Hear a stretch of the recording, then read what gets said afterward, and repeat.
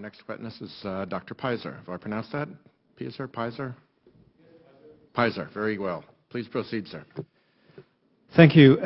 First of all, I'd like to thank the chairman of the committee for the opportunity to testify before your committee and I make that absolutely clear, on unilateral policies to tackle climate change, in particular greenhouse gases. So I'm not going to talk today about real air pollution, but about the challenge to come to a global policy, which is the only policy that would actually tackle greenhouse gases. My name is Benny Peiser. I am the director of the Global Warming Policy Foundation, all-party and non-partisan think tank based in London. And as the name suggests, our main concern are the policies adopted by governments. And that's what I would like to draw your attention to, particularly the experience we are having in Europe with unilateral climate policies. The European Union has long been committed to unilateral efforts to tackle climate change, and in the last 20 years has tried very hard and felt a duty to set a kind of example through radical bills such as this one. We've had it, as I said, for many, many years, very radical climate policy making at home, but it was just Europe. As a result, European governments have advanced the most expensive forms of energy at the expense of the least expensive forms of energy. And about 14 years ago, the EU adopted the so-called Lisbon strategy with the goal of making, and I quote, Europe the most competitive and dynamic knowledge-based economy in the world, capable of sustainable economic growth and more and better jobs and greater social cohesion. And in the same year, the EU also adopted the European Climate Change Program, which developed the EU implementation of the Kyoto Protocol. Today, 14 years after having adopted these key policies, the economies of most EU member states are stagnating or in decline. Instead of sustainable economic growth, instead of more jobs, instead of greater social cohesion, the OECD warned last week that the crisis-ridden EU has become a major threat to the world economy. So much for Europe becoming the most competitive place on earth.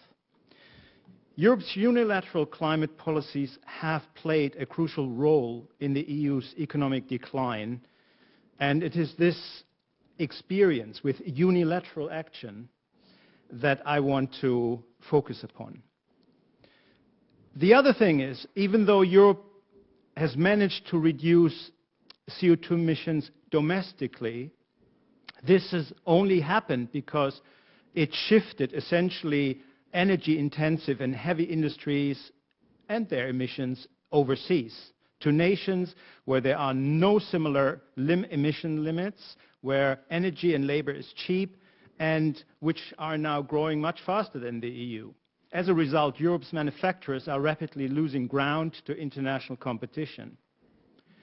The EU's unilateral climate policies pose an existential threat to Europe's industrial base, and this threat is real, as the EU's outgoing industry commissioner, Antonio Tajani, has warned in no uncertain terms, and I quote, and that's the EU industry commissioner, quote, "We face a systematic industrial massacre. We need a new energy policy. We have to stop pretending because we can't sacrifice Europe's industry for climate goals that are not realistic and are not being enforced worldwide." And that is the crux of the problem. There's another problem, and a problem that is hitting Europe's poorest most, energy poverty. In the EU, hundreds of billions of euros for climate policies have been paid by ordinary families and small, medium-sized businesses in what is undoubtedly one of the biggest wealth transfers from poor to rich in modern European history. As wealthy homeowners and landowners install wind turbines on land and solar panels on their homes and commercial buildings, low-income families all over Europe have to foot skyrocketing electricity bills. This winter, millions of poor families will have to choose between eating and heating, and many can no longer afford to pay, so the utilities are cutting off their power. Let me conclude. Europe's climate policy has burdened families and businesses with astronomical costs while shifting its heavy industry and its CO2 emissions to other parts of the world. The EU's climate fail demonstrates beyond doubt, in my view, that unilateral policies are a complete fiasco and don't really solve anything. Europe is ground zero for failed climate policy, and here's a lesson. Don't make the same mistake or you will suffer the same consequences. Thank you. Thank you for your testimony, Dr. Peiser. Our final witness, Mr. And I'll start with Dr. Peiser, and thank you, Dr. Peiser, particularly for traveling so far to be with us. You've brought up with me and my staff the serious concern of the cycle of subsidies that seems to occur once renewable energy mandates are initiated. How has subsidizing renewable energy led to subsidizing other energy sources and industries in Europe? And why does this seem to occur as a direct and natural consequence of these climate regulations? The problem, a lot of unintended consequences of well-intended policies occurred, mainly because most policymakers were told that the science is settled and therefore the policies are settled. And that is, I think, the biggest problem in Europe, that with the kind of hammer of the science, very poorly thought through policies were adopted, regardless of the science. The policies make no sense, and even a carbon tax, if I may say so, would not make any sense if it's just adopted by the US, because it has exactly the same effect, that it would drive energy-intensive industries to locations where there is no carbon tax.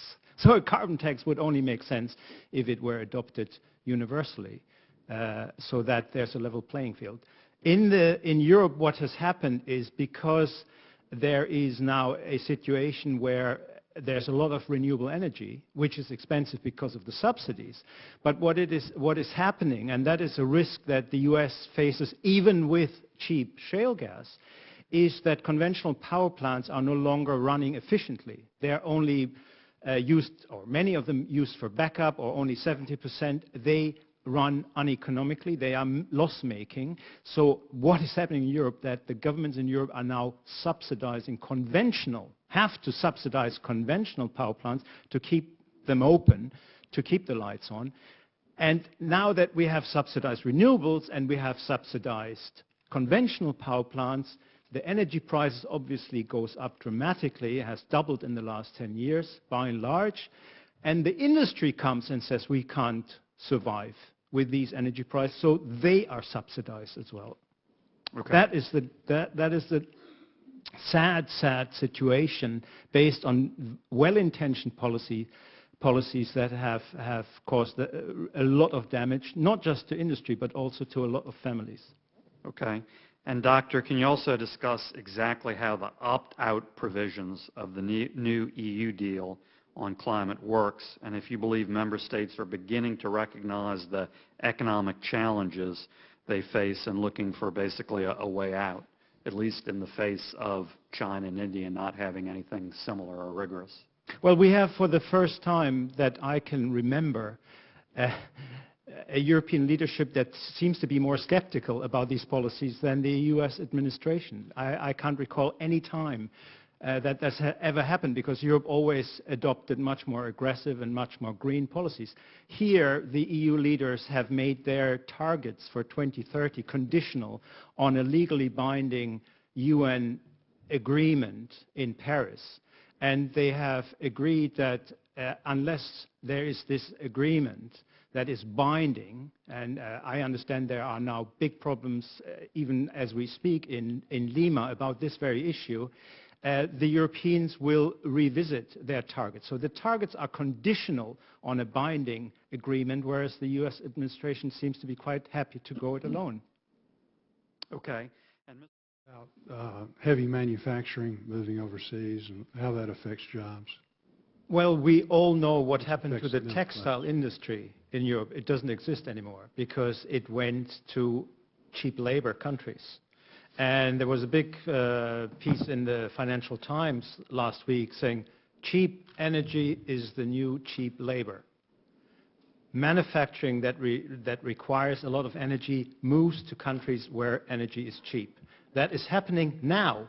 And the European policymakers are desperate, not because of energy poverty and inequality, they never care about that, but that the industry now is moving away, and that European companies, instead of investing in Europe, are investing in North America because of cheap energy. That drives them crazy. And the other thing is that in Germany, heavy industry is subsidized to the tune of 3 billion euros per year. So they are essentially exempt from the energy price that the ordinary families have to pay. So ordinary families and small businesses are hit twice over. First, they have to pay for the extremely high energy price, and then they have to pay for the subsidies for the industry just to stay there. As I said in my testimony, and I've explained it in more detail, if you ever wanted to develop a policy that is most damaging to your country and to your industry, you couldn't make a better policy than the one Europeans have adopted. It's as dramatic as that. And for the first time, European leaders are willing to speak out. This was a taboo issue in Europe. And it's not like in the US. I understand in the US it's a very partisan issue, very, very heavily debated. In Europe it was all party, complete consensus, and no one dared ask awkward questions. This has changed. People are beginning to ask these questions. Why did we do that? And why did no one else follow us?